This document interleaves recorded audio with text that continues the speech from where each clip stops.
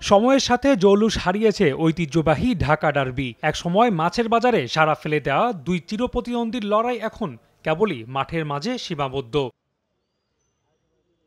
সেই মাঠের লড়াইয়ে কাল মুখোমুখি হবে দুই চিরপ্রতিদ্বন্দ্বী আবাহনী লিমিটেড ও মোহামেডান স্পোর্টিং ক্লাব। প্রিমিয়ার লিগের ১২তম রাউন্ডে কুমিল্লার শহীদ ধীরেন্দ্রনাথ দত্ত স্টেডিয়ামে আকাশী নীলদের আতিথেয়তা দেবে সাদা কালোরা।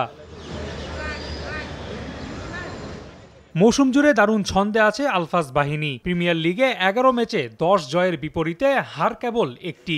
তাতে ৩০ পয়েন্ট নিয়ে তালিকার শীর্ষে অবস্থান সুজন হোসেন দিয়াবাতেদের।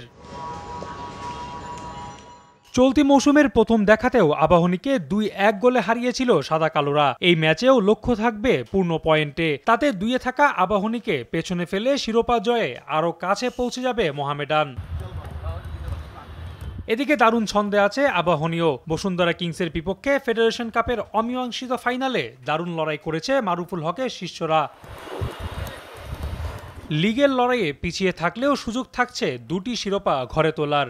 লিগে ১১ ম্যাচে ৮ জয়ের বিপরীতে দলটির হার একটি আর ড্র দুটি। তাতে ২৬ পয়েন্ট নিয়ে মোহামেডানের সাথে শিরোপা লড়াই চালাচ্ছে ইব্রাহিম হৃদয়রা।